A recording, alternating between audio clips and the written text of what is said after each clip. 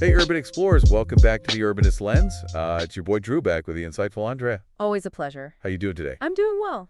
After surviving another week of New York City's transportation adventures, Let's just say my patience was tested a little bit this week on the subway. I think I'm ready for teleportation. oh, tell me about it. I think pigeons get to places faster than we do on the subway sometimes in this city. It's true. But, it makes for some interesting stories, right? It does. It does. So speaking of interesting stories today, we're shifting our focus from the concrete jungle of New York to the city of angels, Los Angeles. Yeah, sunnier skies, less crowded subways. That's right. And we're going beyond the Hollywood cliches, right? We're not talking about the Walk of Fame or anything. No. We're taking a discourse into some serious urban planning challenges that LA is facing, especially with the 2028 Olympics on the horizon. The clock is ticking. The clock is ticking, that's right.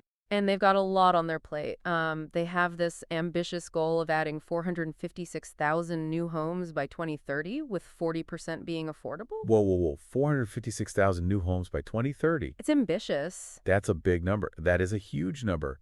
But I'm curious, I read that only about 15% of the proposed housing has been built in the last 3 years. So what's the holdup? It's complicated. There are a lot of different factors at play, but a big one is this kind of tug of war that's happening between the state and local authorities. You've got California that passed AB 2011, which aims to fast-track affordable housing projects. So the state is really pushing for more housing. Yeah, streamlining approvals, allowing developers to even bypass some environmental reviews. So it seems like they really want to get things moving. They do, but then you've got the LA City Council that decided to keep strict zoning in 72% of residential areas, favoring mainly single-family homes. Okay, so it sounds like there's a little bit of a conflict there, right? The state's saying go faster and the city's saying slow down. Yeah, it's kind of a mixed message for developers and residents. Exactly. And it's not just about politics and policies, right? It's also about people's feelings and perceptions. We've got to talk about the not in my backyard phenomenon. NIMBYism. Yeah, it's a powerful force, and it's definitely at play in LA.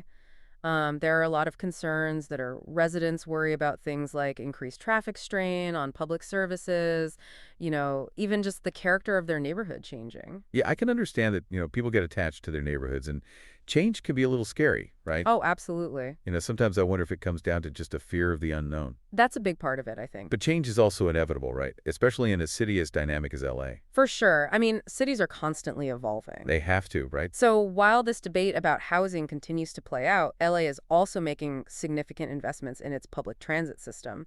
They actually have this initiative called 28 by 28, aiming to complete 28 major transit projects Whoa, 28 projects? by the time the Olympic torch arrives. So they're really going all out for the Olympics Yeah, they want to have everything ready and make a good impression. and make a statement. Exactly. What are they doing? Yeah, what kind of projects are we talking about here? Well, some of them are focused on tackling those infamous traffic woes that LA is known for. For example, they're extending the D-Line subway to Westwood. Finally connecting West LA to downtown. Exactly. Finally. That's a game changer. Huge for anyone who's ever been stuck on the 405 during rush hour, Oh, yeah. which is pretty much everyone, Pretty much everyone, that's right. And they're also connecting the Metro to LAX with the K-Line. which is going to be great for travelers and residents alike. I mean, getting to and from the airport is always a hassle. Right now it is. Yeah, and then there's the regional connector, which is going to streamline travel through downtown by linking existing light rail lines. So fewer transfers, faster commutes. Exactly. So they're really trying to improve the connectivity and the speed of the transit system. It sounds like they're really rethinking how people get around LA. Yeah, they're trying to move away from that car-centric culture. And that's a big shift. It is. But I'm curious, what about those communities that have historically lacked access to reliable public transportation? Right. Have they been forgotten in all of this? No, not at all. In fact, they've secured a substantial federal grant to build a new light rail line in the East San Fernando Valley. Okay, so they're prioritizing equity in their transit plans? They are. They recognize that not all communities have had equal access in the past, and they're trying to address that. So it makes you wonder, how will all these new transit projects actually impact the fabric of the city? Yeah, how will they reshape neighborhoods? How do they change the way people live? Right. It's going to be interesting to see how it all unfolds. But here's where it gets really interesting. Ooh, I love when you say that. What's the next layer of this urban planning puzzle? For these transit investments to truly pay off, LA needs to embrace this concept of transit-oriented development, or TOD. Now that sounds familiar. Refresh my memory. What exactly does that entail? Okay, so imagine this. You step off the train or the bus, and you find yourself right in the heart of this vibrant, walkable neighborhood. You've got apartments, shops, restaurants, grocery stores, all within easy walking distance. That's the essence of Todd. Ah, so it's about creating these self-contained communities where you don't have to rely on your car for every little thing. Exactly. And that's a huge shift for a city like LA, which has been so defined by its car culture, for Right. so long. It has. But think about the possibilities: reduced traffic congestion, cleaner air, healthier lifestyles because people are walking and biking more. I like where you're going with this. And let's not forget about the economic benefits. Todd can revitalize neighborhoods and create all these new business opportunities. It's funny you mentioned revitalization. I was reading about a neighborhood in LA called Boyle Heights. It's historically been a working class, predominantly Latino community, but it's facing these gentrification pressures now. Could Todd be a way to address those concerns? To create more affordable housing options near these new transit lines? That's a really important question, and it's exactly the kind of conversation that LA needs to be having. How can Todd be implemented in a way that benefits existing residents and doesn't displace them? It's about finding that balance between progress and preservation. Right, because you don't want to push out the people who have made these neighborhoods what they are. Exactly. It's a tricky situation for sure. But I'm also thinking about the 2028 Olympics and how that might factor into all of this. I mean, these mega events can be catalysts for urban renewal, right? They can. They can bring a lot of investment and attention to a city, but they also come with their own set of So challenges. it's a double-edged sword. It is. It is. And if it's not managed carefully, it can lead to displacement and exacerbate existing inequalities. Right. So how can LA use the Olympics as an opportunity to really showcase Todd and its benefits while also making sure that it benefits everyone, not just wealthy newcomers? It's a tough question, and I think it starts with community engagement. LA needs to involve residents in the planning process right from the get-go, listen to their concerns, make sure that their voices are heard, and that they have a seat at the table. I remember visiting LA a few years back, and I was struck by how spread out everything is. Like, I love my walks in Central Park, but getting around LA without a car felt like a real challenge. I can see how Todd could change that, create more walkable, connected neighborhoods.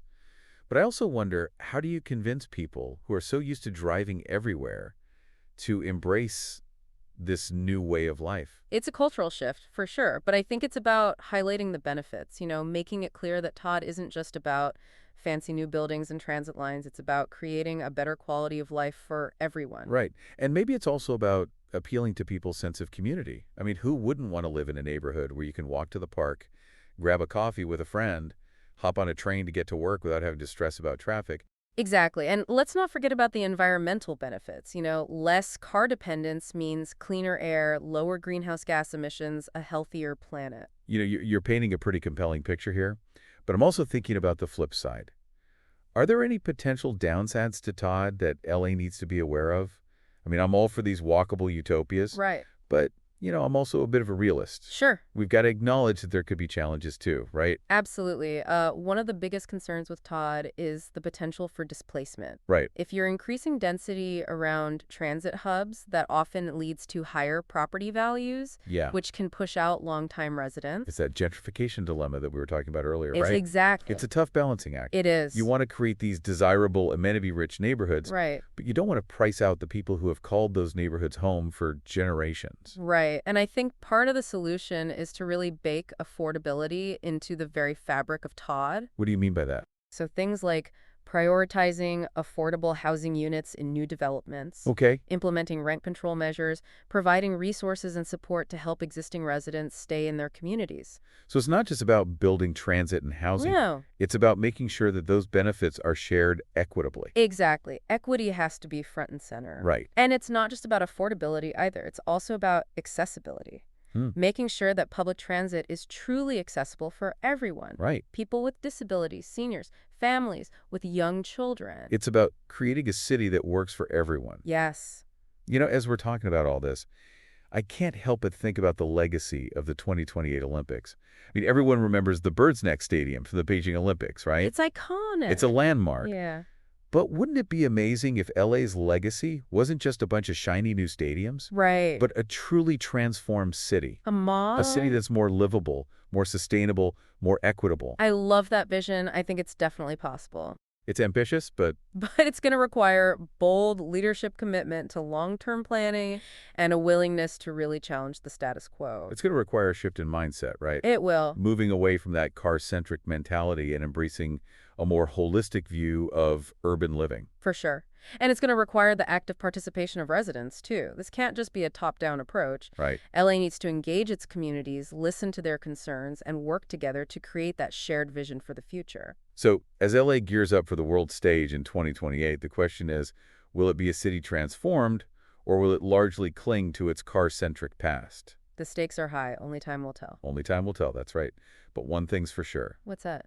LA is at a crossroads, and the choices it makes today will shape its future for decades to come. Absolutely. It's a pivotal moment for the city. And we'll be here to witness it all unfold. Urban Explorers.